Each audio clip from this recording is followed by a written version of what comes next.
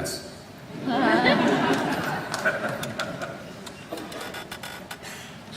Can I add here that I have the people at Mysterious Galaxy asked me to tell you all that they have signed copies of the books at their booth, which is 1119. So that was my public address. Yes, it depends on which book, of course, because I think Dead Until Dark is in the 15 to 20. The writing staff or the directorial staff from 6 Feet Under be crossing over into the show, or is it all fresh blood, so to speak? Two of the writers, myself and Nancy Oliver, are from 6 Feet Under. Dan Minahan directed one episode. We went after a couple of the other directors, but they were busy. So yes, but at the same time, there is, I would say there was more fresh blood than old blood. Alan, where are you in production, by the way? Where are you? Are you... We have 3 days of shooting in Shreveport, and we will be wrapped for the season. This was entirely on location, correct? I'm sorry? It was entirely on location? No, it's mostly in Los Angeles. Our studios are in Los Angeles, but we do have some hero locations in Shreveport. Okay, next question.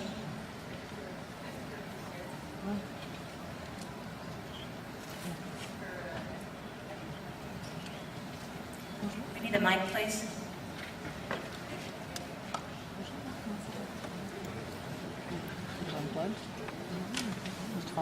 This is for Ms. Harris.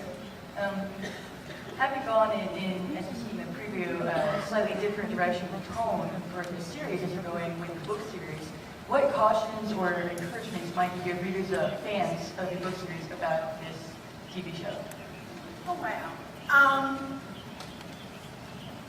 Well, I definitely think the series will improve if you buy the books. Nice. Of course, my version is going to be different from Alan's. He's got a different medium to work with, and he's got different demands than I had when I'm writing the books. I have the luxury of sitting around thinking about them for a few months before. Well, no, I don't. But I had the luxury of establishing the world myself. And I can tell everything from the first person point of view, which is not something that can really be done in series television. So the books are going to be different. They are different in tone, and they come from a different viewpoint.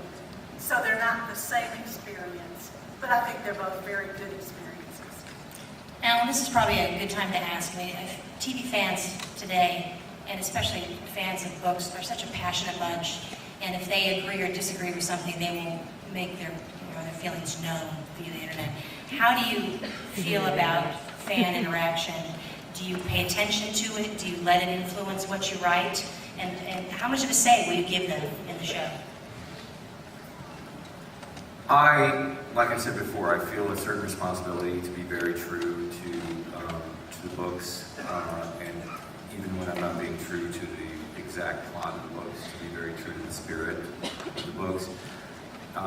Beyond that, I don't really have time to go online and read what everybody thinks, and I don't really feel like it's my job to do a show based on the feedback I'm getting from passionate fans. I'm going to try very, very hard to be very true to Charlaine's vision, but ultimately, I have found in my career that the work that I do is most successful when I do something that I myself would respond to, rather than trying to figure out what other people are going to respond to. I take Charlaine's fan base incredibly seriously, and I hope that they will be big fans of the books. We are remaining very, very true to the books, but I'm not going to be one of those executive producers who goes online and reads, oh, I hate it, I hate the way they're dressing her, and then go change that. My job is hard enough already, and there's only so many hours in a day. So that's just my way of saying,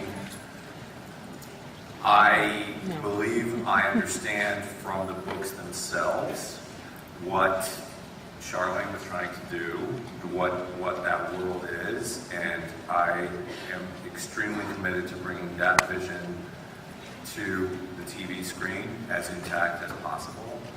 But there's a certain point where you have to realize a book and a TV show are two different things. But I'm not going to make changes just to make changes, because frankly, Charlaine's books are really good and the stories really work. If I feel like that wasn't the case, I would probably make a lot more changes. Next question. She's done all the heavy lifting, and I'm very fortunate for that. I just have to sort of, point a camera at it. Go ahead. You're forcing me to get HBO. I was wondering, for those of us who are very familiar with her books, without giving away what the season finale or ending's going to be, where are you going to finish with the first book in this season, or are you going to have to pull things in from the next book during this season? Basically what we do is we tell the story of the first book over the first season. The identity of the person who is doing the terrible things is revealed, and then we are laying some groundwork for next season. But for the most part, season 1 is pretty much book 1. Yeah, Charlaine, for example, I guess in the second book, she breaks up the United States into territories that are run by sheriffs. Will you follow that a little bit too? The character of Eric is introduced in season 1, and we do find out that he is sheriff of Area 5. Next question. I just wanted to say I look up to you very much for your writing, and it just kind of gave a new frontier into vampires. And so thank you so much for that. And also, this is a question for the actors. I wanted to know what drew you to your characters, if you found similarities in yourself and them, or if there was just something so different that you wanted to conquer.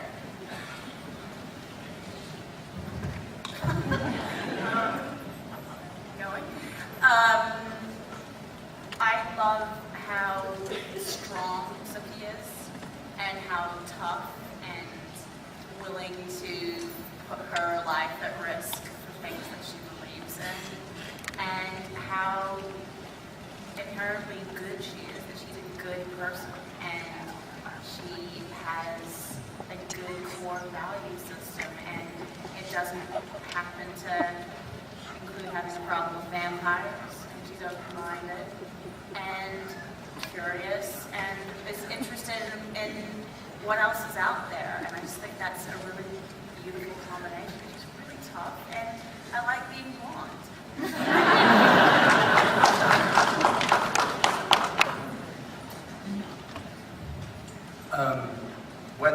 When I met Alan and Anna for this, I was blonde and she was dark. And so we've sort of done this switch. I obviously did research by interviewing a lot of 173-year-old people.